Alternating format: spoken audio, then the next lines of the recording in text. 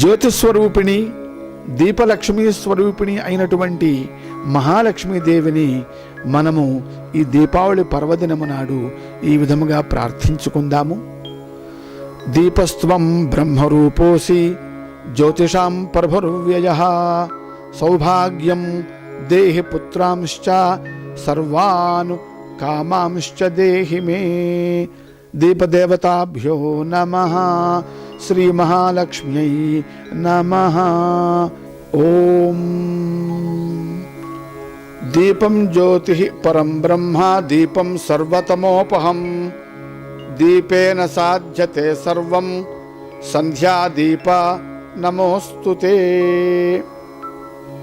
నేడు మనము కాశ్మీర్ నుండి కన్యాకుమారి వరకు భారతదేశం నలుమూలలా ఇంకా ఇతర అనేక దేశములలో మనమందరం భారతీయులమందరము చేసుకునేటువంటి దీపావళి పండుగ యొక్క ప్రాశస్త్యాన్ని వైశిష్ట్యాన్ని గురించి మనము తెలుసుకుందాము. దీపావళి అనేది సంస్కృత పదము. దీపానాం ఆవళి దీపావళి అని దాని యొక్క అర్థము, అనగా దీపముల యొక్క వరస అని అర్థము అన్నమాట. అనగా దీపముల యొక్క సమూహము. దీపావళి పండుగ నాడు మనమందరము కూడా మనము ఇళ్లల్లోనూ ఇంటి ప్రాంగణములలోనూ కూడా ప్రతివారు చక్కగా దీపములను వెలిగించి ఆ యొక్క జ్యోతిస్సులను ప్రకాశింప చేసుకుంటూ ఉంటారు. సాధారణముగా మన దక్షిణ భారతదేశం అంతటా కూడా ఈ దీపావళిని పంచాహ్నిక దీక్షగా అనగా 5 రోజులుగా జరుపుకుంటూ ఉంటారు. మొదటి రోజు త్రయోదశి నాడు ప్రారంభమవుతుంది. దానిని ధనత్రయోదశి అంటారు. ఆశ్వయుజ బహుళ త్రయోదశి అన్నమాట. తర్వాత రెండవ రోజు నరక చతుర్దశి అంటాము. తర్వాత మధ్యలో ఉన్నటువంటిది మూడవ రోజైనటువంటిది దీపావళి పర్వదినము. ఇక 4వ రోజు బలి ప్రతిపద బలిపాడ్యమి అంటారు. ఇక 5వ రోజు కార్తీక శుద్ధ ద్వితీయ విధియ, అదే భగిని ద్వితీయ అంటారు. భయ్యా దూజ్ అని కూడా అంటారు. ఈ 5 రోజులు కూడా చక్కగా అనేక విషయములతో కూడినటువంటి ఉత్సవాన్ని మనం అందరం కూడా జరుపుకుంటాము. భారతీయ సంస్కృతిలోని ఏ పండుగ అయినప్పటికీ కూడా అందులో అనేకమైనటువంటి కోణాలు ఉంటాయి. ఈ పండుగల ద్వారా దేవతలని ఉపాసన చేస్తాము, పితృదేవతలని ఉపాసన చేస్తాము, తరువాత మహాలక్ష్మీదేవిని పూజిస్తాము. అందువలన దీపావళి పండుగ అనేటువంటిది సామాజికమైనటువంటి అత్యద్భుతమైనటువంటి పర్వదినము అన్నమాట. ఈ ప్రపంచమంతా కూడా ఒక జ్యోతిస్వరూపము. ఈ ప్రపంచము విశ్వమంతా కూడా అనేకమైనటువంటి గ్రహములతో నక్షత్రములతో నిండి ఉన్నది, ప్రకాశిస్తూ కూడా ఉన్నది. ఈ యొక్క జ్యోతి అనేటువంటిది భగవంతుడి యొక్క లక్షణము. ఈ ప్రకృతి అంతా కూడా భగవంతుడిలో నుండే బయటికి వచ్చింది.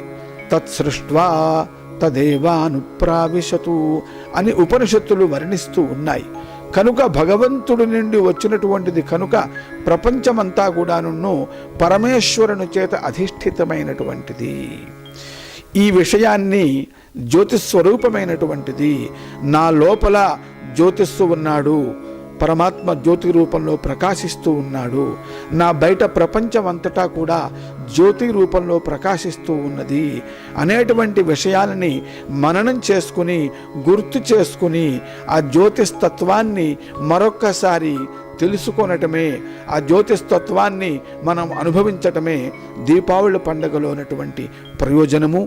దానికి గుర్తుగానే మనము ఆ యొక్క దీపాలను వెలిగించటము, ఆ దీపాలను పెట్టుకోవటము ప్రారంభిస్తాము. ఈ కార్తీక దీపాలను మాస దీక్షతో ప్రారంభిస్తూ ఉంటాము. ఈ దీపావళి జ్యోతిస్వరూపము కనుక ఇది దైవీ శక్తుల యొక్క ఆవిష్కారము అన్నమాట. ప్రపంచమంతా కూడా దైవీ శక్తులు ఉన్నాయి, దుష్ట శక్తులు అనగా ఆసురీ శక్తులు కూడా ఉన్నాయి.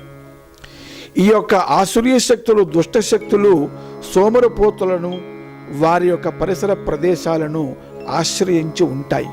మనకు తెలియకుండా మన శరీరంలో ప్రవేశించి మనల్ని దుఃఖమునకు, బాధలకు, కష్టాలకు, నష్టాలకు గురి చేస్తూ ఉంటాయి.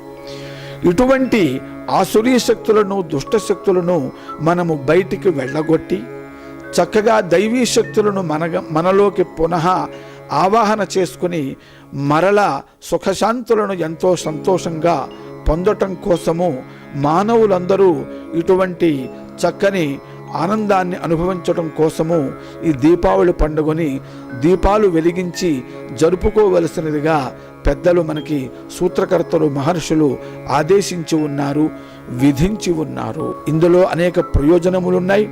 కృతయుగము నుండి, త్రేతాయుగము నుండి, ద్వాపర యుగము నుండి కూడా ఎప్పుడైతే చెడు మీద మంచి విజయం సాధించిందో అటువంటి యొక్క ఆనందకరమైనటువంటి అటువంటి క్షణాలను ఆనందంగా జరుపుకోవటం కోసము దీపాలు వెలిగించటం అనేటువంటి సంప్రదాయము మనకి భారత సంస్కృతిలో ఉన్నది. అందుకనే మనమందరము కూడా మన పుట్టినరోజు నాడు దీపాలు వెలిగించి చక్కగా ఆనందాన్ని అనుభవించాలి. అదే శాస్త్రము. అంతేకాని దీపాలు ఆర్పకూడదు. దీపము వెలిగించటం అనేటువంటిది మన యొక్క ఆత్మజ్యోతిని ప్రకాశింప చేసుకోవటము, సంతోషాన్ని, ఆనందాన్ని అనుభవింపచేసుకుని ఇతరులకు కూడా పంచిపెట్టడం అన్నదానికి గుర్తు అన్నమాట. అందువలన ఈ యొక్క ఆసురీ శక్తులను పోగొట్టి దైవీ శక్తులను మనము పెంచుకోవటం కోసము దీపాలను వెలిగించుకుంటాము. ఈ యొక్క విశేషమైనటువంటి పర్వదినములలో మహాలక్ష్మీదేవి కూడా మనల్ని అనుగ్రహించటానికి మరి భూలోకంలోకి అవతరిస్తుంది. కావున అన్ని పదార్థములలోనూ కూడా మహాలక్ష్మి ప్రవేశిస్తుంది. జలే గంగా తైలే లక్ష్మీ అని శాస్త్రము చెప్తున్నది.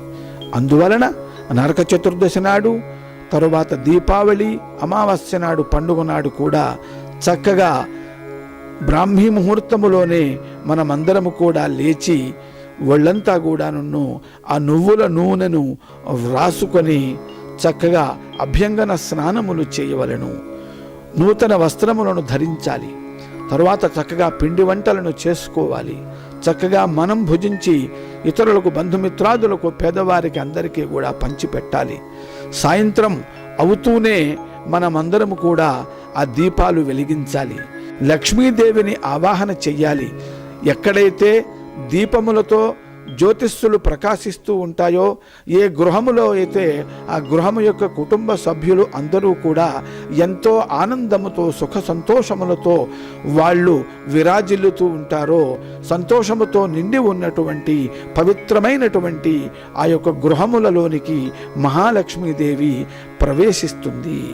ఆ విధముగా అమ్మవారిని ఆవాహన చేసి ఆహ్వానించి చక్కగా పవిత్రమైనటువంటి ఆసనము మీద కూర్చొనబెట్టి ఈ యొక్క అలక్ష్మీ నిస్సరణము అనగా మనలో మనకి తెలియకుండా ప్రవేశించినటువంటి దుష్టశక్తులు ఏవైతే ఉన్నాయో వాటినన్నిటినీ కూడా బయటికి వెళ్ళగొట్టేసేయాలి, పారద్రోలాలి. దానినే అలక్ష్మీ నిస్సరణము అంటారన్నమాట. నిరురుతి అనేటువంటి యక్ష్ముడు అనగా ఒక రాక్షస విశేషము. ఆయన యొక్క భార్య పేరు మృత్యువు. ఆవిడకే అలక్ష్మి అని మరి ఒక పేరు. ఆవిడకి 14 మంది కుమారులు ఉన్నారు. వీళ్ళందరూ కూడా అలక్ష్మీ పుత్రులు. ఎక్కడైతే అపవిత్రమైనటువంటి ఆలోచనలు ఉంటాయో, ఎవరైతే అపవిత్రముగా ఉంటారో అటువంటి ప్రదేశములలోకి ఈ అలక్ష్మీదేవి తన పుత్రులైనటువంటి క్రోధము, మదము, మత్సర్యము ఇటువంటి 14 మంది పుత్రులతో ప్రవేశించి వారిని దుఃఖపెడుతూ, బాధ పెడుతూ ఉంటుంది. కావున సంవత్సరమునికి ఒక్కసారి దీపములను వెలిగించి ఈ అలక్ష్మీ నిస్సరణాన్ని మనం ఆచరించాలి. ఈ యొక్క అలక్ష్మి అనేటువంటిది రాక్షసీ శక్తి, ఆసురీ శక్తి. కావున ఆవిడని పంపించాలి అంటే పెద్ద పెద్ద శబ్దములు చేస్తూ దీపాల వెలుగులో నుంచి ఆ అలక్ష్మి అనేటువంటి ఆవిడ బయటికి వెళ్ళిపోతుంది. ఈ యొక్క భేరీ నినాదములు పెద్దగా చప్పుళ్ళు చేయటం అనేటువంటిదే క్రమక్రమంగా టపాకాయలు కాల్చటము అనేటువంటి విధానముగా మారింది. పితృదేవతలను ఆవాహన చేసి మహాలక్ష్మీదేవిని పూజించి చక్కగా మహాలక్ష్మీ దేవత యొక్క అనుగ్రహమైనటువంటి సుఖ సంతోషాలను, శాంతి సౌభాగ్య ఆనంద ఆరోగ్యములను మనమందరం కూడా అనుభవిస్తూ ఉండాలి. అందుకోసము ఈ దీపావళి పండుగని మనమందరము కూడా ఆచరించుకుంటూ ఉండాలి. ఆదిదైవం భక్తి ఛానల్ వీక్షిస్తున్న ప్రేక్షక మహాశయులందరికీ ఈ దీపావళి శుభాకాంక్షలు. లోకా సమస్తా సుఖినో భవంతు.